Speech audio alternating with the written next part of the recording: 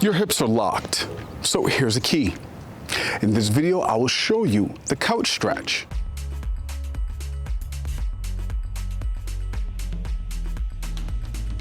Hey guys, this is Grown and Healthy, the channel where we explore self-improvement through movement. I know your hips are stuck, adapted to your lifestyle of never-ending sitting, and this adaptation follows you in whatever activity you're performing. Whether walking, running, or lifting weights, this adaptation has become a default position, and it makes any movement involving a hinge unbearable and taxing on the lower back. Low back stress and strain is a warning that you're out of alignment. The low back is being forced to compensate for the lack of support from the hip flexors, overdeveloping your spinae erectors, which are your stabilizing muscles, into the workhorse of your hinge activity. These low back muscles are so overworked that they develop into iron rods that never get a chance to relax. They are the most sore at the end of a deadlift or squat session. This tightness also contributes to issues like butt wink and is also the factor of most deadlift injuries. Your low back needs a break, and it is time you relieved it by putting the prime movers, the rightful movers, to use. Your hip flexors and your glutes. A full range of motion is what a balanced body requires, and if you've developed a severe anterior pelvic tilt that seems almost immovable, you need to expand the range of motion of the hip flexors. In this case, the ability to lengthen and extend the hips. The couch stretch is a great entry point to develop this. This movement is highly accessible and can be modified to any level. The rewards of this exercise is almost instantaneous relief if done correctly. Now, using a couch, box, I prefer a wall. So you want to get a cushion for your knees. You want to get into a lunge, slightly putting that knee as close to the wall as possible, setting the next leg up. So you're in this lunge position, right? So what you want to do is stand from the hands, and if this is tight for you, then this is your starting point, and then you work your way back from here. If it's not tight, then that means you can start to progress vertically. So what you want to do is lean back, again, leading with the hip, right? We're not trying to just come up like this, because what will happen is you can, again, hyperextend the hips, causing strain on the psoas. Remember, there's very little room right here. So what we're trying to do is keep in this pocket, stay within this range, and then that way it allows more room for the hip flexors to work. And now you're actually really getting the stretch from the hip flexors and not from just the position that you've been able to bypass. Okay, we're not trying to bypass the intended stretch. So what we're gonna do is we're gonna lean back as far as we can, pushing only the butt back, not pushing up, pushing the butt back and then slowly raising.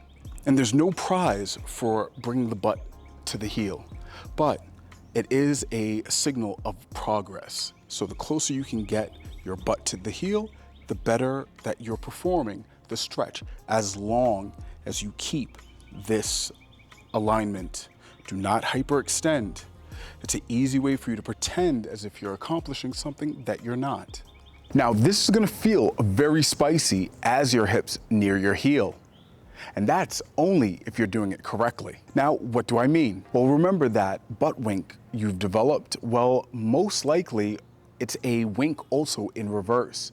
This is often seen as a hyperextension of the hips at the top of a squat or a deadlift. This is dangerous because it places pressure on your joints and strains your hip flexors, especially the psoas. You see, this hyperextension is the key to your problems. You'll often see people arching back, exhibiting that butt wink, rounding over, and then coming back, and at the top, they squeeze forward. And you'll see them squeeze their butt cheeks together. Anytime that you feel yourself doing this, or you see this, this is the wrong move. You're just making things worse for your hips. Because what you're doing is you're bypassing the tightness of the muscles and jumping into hyperextension. That's why it feels as if you're clicking in and out, in and out. It's not a sturdy sensation or a fluid sensation. It feels like a click. And that's what it is when you hyperextend the pelvis. Instead, it should be something more along the lines of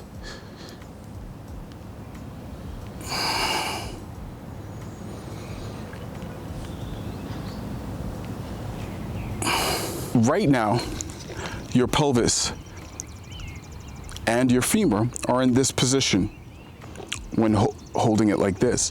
What is often happening is that we are extending, hyperextending the hips, and the femur doesn't seem to have much room left in the socket in order to move. The act of hyperextending the hips is going to cause you more pain in the long run. This is the key issue for knee pain. If you notice that pushing forward aggravates the psoas muscle and in turn will aggravate the inner knee. So if you have knee problems or you have problems squatting, it is because of this hyperextension that you're doing on a regular basis. Because we have an upright posture, the psoas has very little freedom. Hyperextension of the hips strains the psoas, leading to most of the hip and knee pain that you're experiencing. So when it comes to the couch stretch, this can really help benefit not just knee problems, but also hip problems, because we're keeping the hip in the pocket, and what we're trying to do is extend, not push forward, but actually lift using the musculature of the hip flexors and the obliques. We're pulling in that abdomen, pulling it up, and we're trying to get as straight as possible.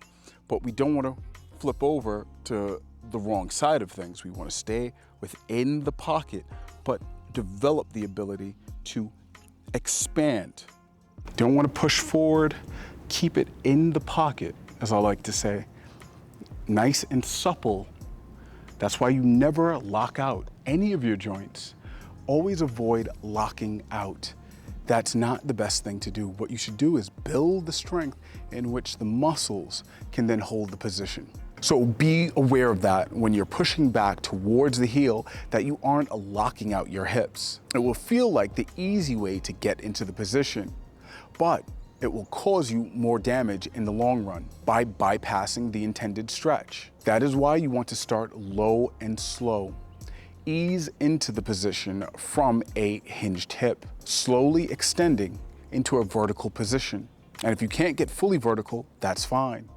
If you feel higher than a 3 out of 10 on the pain scale, release the tension by folding forward until it's manageable.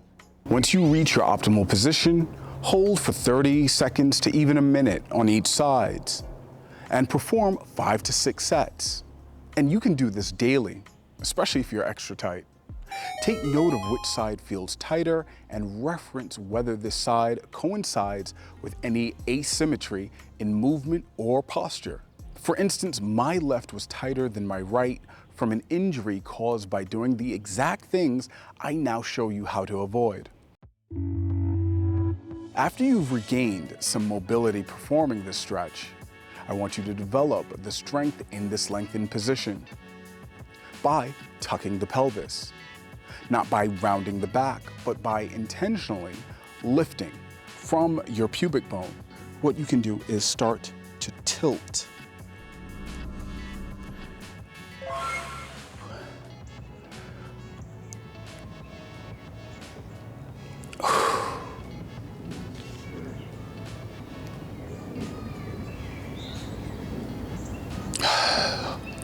So tilt for 10 seconds.